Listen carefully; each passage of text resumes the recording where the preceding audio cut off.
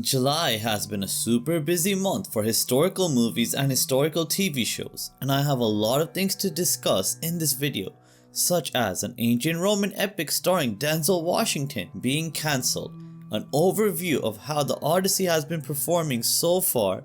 and why a pretty cool medieval movie flopped, as well as an amazing new samurai TV show that I think everyone should check out. But before we begin, don't forget, if you love anything to do with historical movies and historical TV shows, then subscribe to my channel History Spark.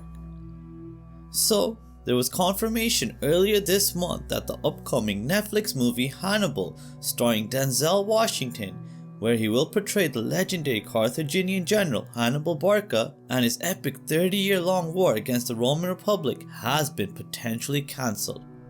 And this movie was in production for many years now, but it has been rumored by some individuals heavily involved with this Netflix project that this ancient Roman epic is effectively dead, and it has reportedly been cancelled due to severe budget issues, as the movie's pre-production expenditure has already surpassed $200 million, which is way more than Netflix would have wanted to spend on a project of this sort of nature. It does need to be highlighted though that Netflix itself has not issued an official cancellation notice as of yet, but the film's cinematographer Robert Richardson recently confirmed that the project fell through in early July of 2026 because of the budget ballooning out of control. Robert has also publicly stated that the project was abandoned because Netflix and the producers could not reach a financial compromise. And as a result, this highly anticipated film set in ancient Rome seems to have been indefinitely shelved, which is a real shame, as this was an upcoming historical film that I was really looking forward to watching in the near future, but it looks like this will never happen now. And of course, the primary focus in July has been on the epic historical fantasy The Odyssey, directed by the awesome Christopher Nolan, and this movie has been a massive critical and commercial success since it got released in the middle of July.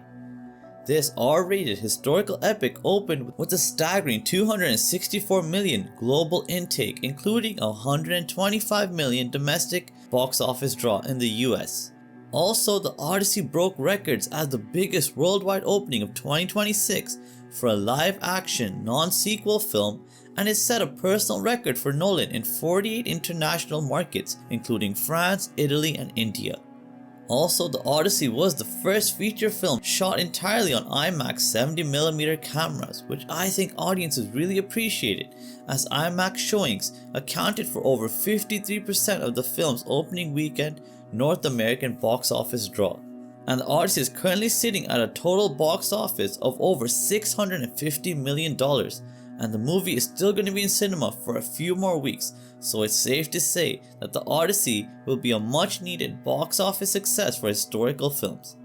But aside from being a financial success, the Odyssey has received near universal acclaim with a 95 to 98% critic score on Rotten Tomatoes, which is the highest of Nolan's career, and an A score on Cinema Score from audiences, with the movie currently having an 8.5 on IMDb as well. I really enjoyed the Odyssey, and everyone I know that has watched it so far has really enjoyed it as well, so I'm hoping that the success of this film will lead to more ancient Greek epics getting released in the near future as well. The Death of Robin Hood was a medieval film released in June 2026, which was directed by Michael Sarnowski, the director best known for the John Wick films. And this movie was a dark, revisionist take on the legendary English outlaw Robin Hood, and Hugh Jackman's portrayal of a Robin Hood who is an aging, battle-weary and regret-filled Robin Hood, rather than the heroic and larger-than-life outlaw that many people are used to, has drawn highly polarized reviews from both audiences and critics, and it has resulted in the movie becoming a pretty big box office bomb.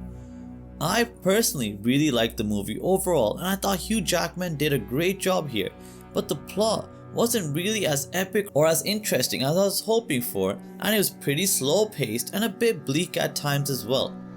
And this lack of mass appeal is evident in the movie's box office numbers, as The Death of Robin Hood only generated $7 million on a budget of over $20 million, which does not include marketing, which I'm pretty sure is worse than anyone could have really expected. I do really hope that The Death of Robin Hood finds some success on streaming platforms, because I do think it was a decent one-time watch, but I'm not surprised that it was a box office flop overall. And lastly, I wanted to discuss an awesome new historical show I stumbled across on HBO Max called The Song of the Samurai. And this 8-episode Japanese language drama follows the famed Shinsengumi Samurai Corps during the late Edo period as they fight rebellions and other samurai forces. The story here is pretty decent, but it is the sword fighting, acting, background music and cinematography that are really the true standouts of the show. And Song of the Samurai was much better than I was expecting, and each episode is well over an hour long, so it kinda feels like you're watching 8 movies rather than a TV show.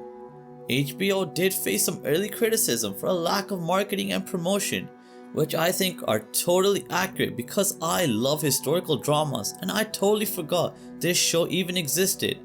But the first season's intense finale successfully wrapped up in late June 2026, and the show has been well received by both audiences and critics since then. So I'm very optimistic that we will be getting an update for a second season of The Song of the Samurai being confirmed very soon. So let me know in the comments down below if there are any other important news and updates for the month of July that I may have missed out on. And as always, if you want to stay up to date with everything to do with historical movies and historical TV shows, then subscribe to my channel History Spark, and thank you so much for watching. Have a great day. Bye.